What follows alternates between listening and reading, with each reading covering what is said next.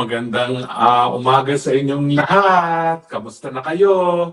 Naku po, as usual, may snow pa rin po dito. Wala pong patid ng pag-i-snow rito. Pero I guess ganyan naman talaga ang winter. At ako naman po talaga, gusto ko naman ng winter. Kasi syempre, kakaiba ito. No? Wala tayong ganito sa Pilipinas.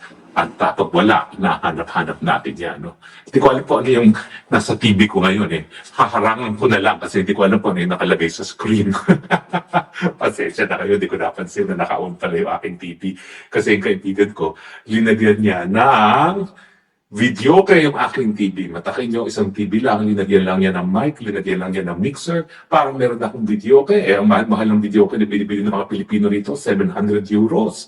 Ako wala nang ganyan. 30 euros binili second hand na mixer. Kaya meron na akong pakanta-kanta. Tignan natin kung magreklamo na ang aking mga kapitbahay. Anyway, kaibigan ko naman yung kapitbahay ko dito. Isang mga artistahing couple na si Sergio at si Alexandra at ang kanilang dalawang mga cutie-cutie mga anak. No? Titingnan natin. Baka naman mapakanta rin natin sila. No? Tingnan natin. Anyway, pag-usapan po natin ngayon. Alam niyo po, hindi ko alam kung ako yung magkukomento pa dito kay Auntie Claire. Kasi alam mo naman si Auntie Claire, yun ang number one source ng fake news. So talagang ang aking unang desisyon, ignore ko anong sasabihin ni Auntie Claire. Kasi ba't mo naman papatulan ang talagang tagakalat lang ng fake news.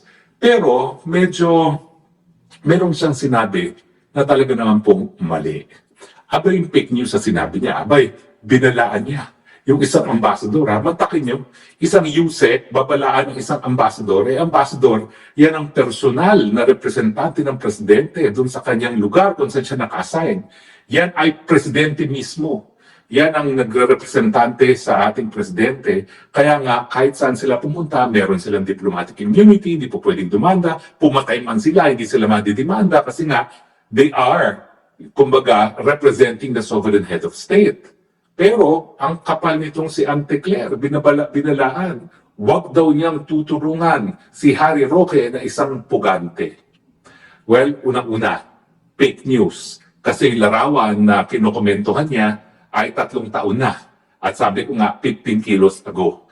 Alam niyo, sa totoo lang po, yung 2023, makatapos ang eleksyon, yun yung pinakamataba ako. Umabot po ako noon, hindi lang 15 kilos ago yan. That's actually more of 20 kilos. Kasi para mga 105 kilos ako noon, no? Nung matapos ang eleksyon. Talagang lumobo ko. Bakit naman ako hindi lolobo matapos ang eleksyon?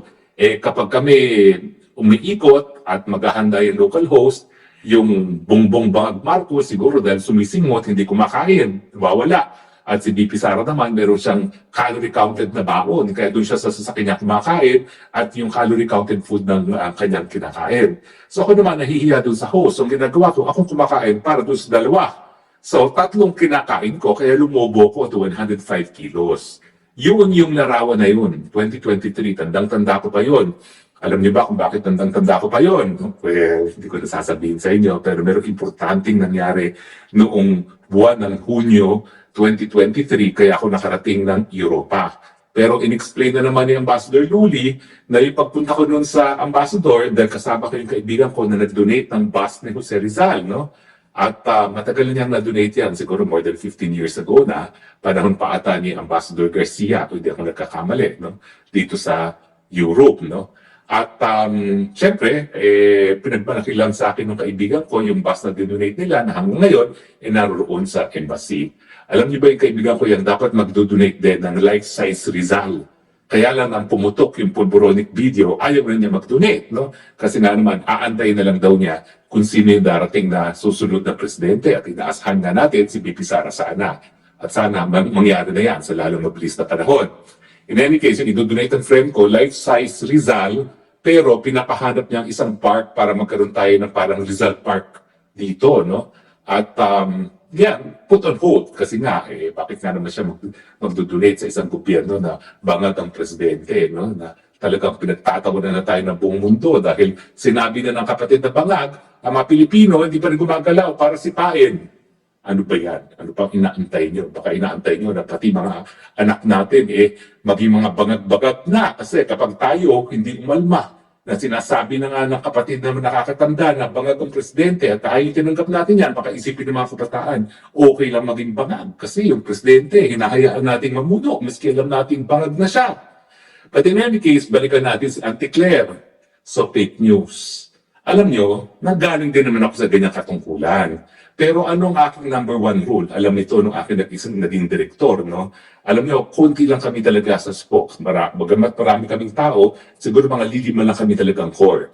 Ang number one rule namin, nothing is announced unless it is in writing. Yan ang number one.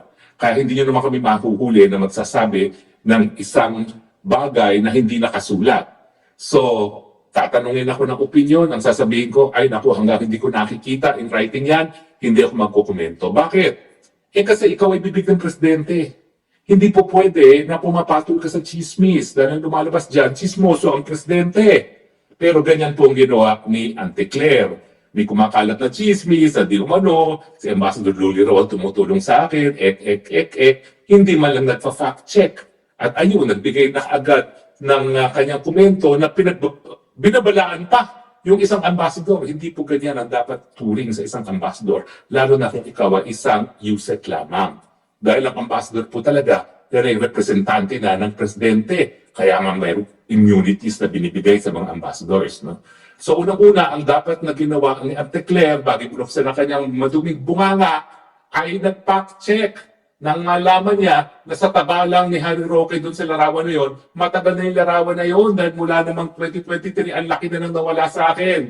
Courtesy of, syempre, yung sakit ng ulo na binigay sa akin ng bagag administrasyon, exercise, diet, depression, and most important of them all, Ozempic. Pero yung Ozempic ko po, prescribed by my doctors. Yung Ozempic ko po, yan po ang dahilan kung bakit na-control finally ang aking diabetes, no? Pero at the same time, talagang nakatulong. Mantakin nyo, halos 20 kilos ang nawala sa akin in the past 2 years mula nung gumamit ako ng Ozempic. At ngayon lang talaga, nagkaroon ng perfect control ng aking sugar nung ako ay linagay sa Ozempic ng aking mga doktor. Mabuti na lang dito ngayon sa Europa, libre ang Ozempic dahil prescribed siya by a doctor. Hindi po yan malilibre kung yan ay para lang sa pagiging balidoso. So unang-una, siya ay nag-react sa isang fake news. Kasi fake news yan, hindi dahil fake ang larawan, hindi, fake daw yung larawan, fake yung larawan na ginagamit na ebidensya na tinutulungan daw ako ni Ambassador Luli. So, malinaw po yan. At dapat bago nagsalita, dapat ang sagot niya sa media, let us verify muna the picture bago tayo magbigay ng komento. Then after all, lahat na nanggagaling sa bibig ni Auntie Claire ay salitain na rin ng presidente. Siguro talagang hindi na niya binibigyan ng importansya kung ano ang sasabihin ng presidente kasi bangag anyway. So baka mas mabuti pa na siya nga magsalita, huwag na magsalita yung presidente. Dahil at least siya, sa tingin ko siguro naman hindi siya bangag, pero ewan ko ba, dahil sa kanya pagkakakalat ng fake news, hindi tayo makakasigurado dyan. Anyway, pero bukod pa doon, meron siyang nasabi na mali, binalaan niya ang ambassador at wag daw tulungan si Harry Roque. Kailan pa hindi naging obligasyon ng isang ambassador ang tulungan ang isang mamamayan ng kanyang republika? Sa mulat-mulat, kaya nga tayo nagkaroon ng diplomatic relations, kaya tayo nagkakaroon ng mga ambassador sa iba't ibang lugar, sa iba't ibang parte ng daigdig. Dahil ang pangunahing trabaho ng mga ambassadors ay pangalagaan ang mga mamamayan na nakatira doon sa lugar kung saan sila naka-assign. Bakit po sasabihin na hindi dapat tulungan si Harry Roque? Palibasa, siya daw ay di umunong pugante. Bakit? Naniniwala ba sa inyong Netherlands na ako'y pugante? Naniniwala ba sa inyong Austria na ako'y pugante? Naniniwala ba sa inyong European Union na ako'y pugante? Alam niyo ba, ang winawagay ko lang yung resolution ng piskal na nandun lang yung pangalan ko, nandun yung aking paratang at conclusion na ako ay merong pagkakasala. Wala man lang kahit anong ebidensya, walang kahit anong diskusyon kung bakit ako ay merong pagkakasala di umano. Napakadali ng kaso ko. It is a case of unjust prosecution. Kahit saan ako makarating, ang aking evidence, hindi na ako lalabas doon sa resolution ng piskal. Saka nakakita na, ito ang paratang kay Harry Roque. Ito, si Harry Roque may pagkakasala. Walang why, when, where, and what ang naging basehan ng pagkakasala. At ang konteksto pa nga niyan ay sunod-sunod na talagang iniipit ako dahil ako'y tagapagsalita ni Tatay Digong at hanggang ngayon nakadepensa kay Tatay Digong at sa pamilyang Duterte. Malinaw naman yan. Nakita niyo naman yung asta ng mga Quad Committee. Quad Committee na yan. O di ba? Ngayon, nalaman ng at least ang mga miyembro ng Quad Committee na pagdating ng final judgment ng Panginoon, yung taong bayan naghuhusga rin. Galit na galit sila. Doon sa mga nagsasabi na hindi magagandang bagay, doon sa pumanaw na miyembro ng Quad Committee, masisisi nyo ba? Talaga na makagalit-galit yung mga ginagawa ng mga miyembro ng Quad Committee na ginagamit nila ang Kongreso, ang representante ng mga taong bayan bilang sandata laban sa mga kalaban ng administrasyon. Di ba naman? Kasuklam-suklam yan. Kaya nga kayong ibang mga members pa ng Quad Committee, hantayin yung panahon ninyo. Ganyan din ang galit na ipapakita sa inyo ng taong bayan. Dahil mali ang ginawa ninyo. Sinalawla nyo ang inyong opisina bilang representante ng taong bayan nung kayo nagpagamit bilang sandata laban sa mga kalaban ng administrasyong bangag ni Marcos. Mantakin nyo, magbibigay babala sa isang ambasador na magtulungan ang isang Pilipino? Saan ka nakakita? Nasaan nakasulat ng isang tao na hindi pa napapatunay na nagkakasala ay hindi dapat bigyan ng tulong ng isang ambasador kung siya ay nangangailangan? Abe, tanggalin na natin lahat ng mga ambassadors natin sa iba't ibang parte ng daigdig kung talagang hindi nila mabibigyang tulong ang mga Pilipino na nangangailangan ng tulong. Saan ka nakakita? Saan ka nag-aral ng international law na po pwedeng ipagkaita ng tulong ng isang ambasador ay isang Pilipino kung nangangailangan ng Pilipinong yan? Ang basehan para magbigay ng tulong ang isang ambasador, ang embahada, ang konsulado ng Pilipinas, kung ang isang tao ay Pilipino. Kapag siya Pilipino at mayroong pangangailangan, dapat bigyan ng tulong, hindi dapat pagkaitan. Kaya po ako nagalit. Siyempre nakakagalit kasi sinusweldohan siya ng taong bayan. Hindi niya ginagawa yung tama yung kanyang trabaho. Dakdak ng dakdak. Hindi nagbe-verify ng fake news. Ayan, edi na fake news siya. 3 taon na yung larawan na yun. At minsan, hindi pa kami nakikita ni Ambassador Luli. O di ba? Pero, siyempre, gumawa muna siya ng kontrobersiya. O, pinalalabas pa niya na ako ang kontrabida. Hello, sino bang kontrabida? Yung nagpapakalat ng fake news? O yung talagang sinasabi mo na Pilipino na hindi dapat bigyan ng tulong kung nangangailangan? Ako naman, hari nawa, kung ako'y mangangailangan, tandaan ninyo, siguro huling-huling hihingan ko ng tulong ay ang gobyerno ng Pilipinas dahil alam ko mas marami pang Pilipino na nangangailangan ng tulong galing sa ating mga embahada at konsulado. Pero para sabihin ng tagapagsalita ng presidente na ang kalaban ng administrasyon hindi dapat bigyan ng tulong ay mali. Dahil labas sa politika ang pangangailangan ng mga Pilipino, lalong-lalo na kung sila'y nasa ibang bayan. Yan ang dahilan kung bakit sa mulat-mula pa, hindi lang Pilipinas, kundi lahat ng bansa sa daigdig ay nagbukas ng mga embahada dahil kinakailangan, pag nangangailangan ng kanilang mga kababayan, nagbibigay ng tulong. Saan nakasulat ang declare ng kalaban ng Marcos administration pag may pangangailangan, hindi dapat bigyan ng tulong? On the contrary, yan ay basehan para ikaw ay managot. Dahil yan ay dereliction of duty.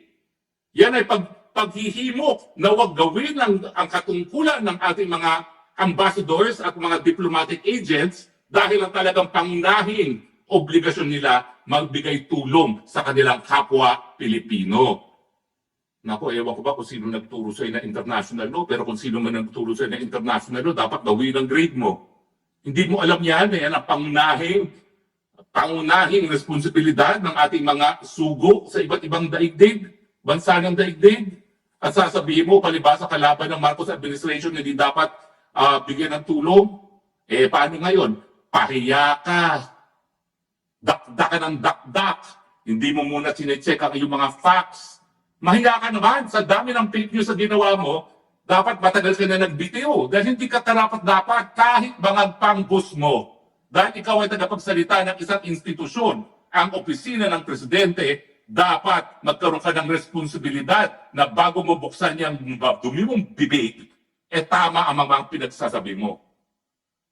Busit ako, hindi lang dahil ikaw ay nag-fake news na tinutulungan daw ako ni Luli, mas busit ako dahil sinabi mo, huwag akong bigyan ng tulong kung ako yung mangangailangan. Sino ka? Saan ka kumuha ng otoridad para sabihin yan sa isang taong gobyerno na huwag magbigay ng tulong sa kapwa Pilipino kung nangangailangan? Kung ikaw ay may mapakita na legal na basihan, ngayon din magbibitiw ako bilang isang abogado. Pero kampante ko, wala kang makukuha kahit anong legal na basihan para pagkaita ng Pilipino na nangangailangan ng tulong sa ating embahada. Ang masasabi ko lang, nakakalungkot. Kasi alam ko naman ang larangan ng politika. Naging politiko ko, so tangkat po ito mga pangyayari ko sa aking buhay. Lahat ito dahil sa politika. Pero para babuyin ng gaya ni Anticler ang isang institusyon at para babuyin ng bangag ang isang institusyon dahil sa kanyang pagiging bangag, yan po talaga ay nakakalungkot. Pero isa lang aking masasabi, Anticler, you deserve the kind of president that you have. Pareho kayo may sariling daigdig dahil hindi ko alam kung sa mo pinapukuhang sinasabi mo na po pwedeng ipagkait ang tulong ng isang ambassador sa isang Pilipino sa ibang bansa na nangangailangan ng tulong.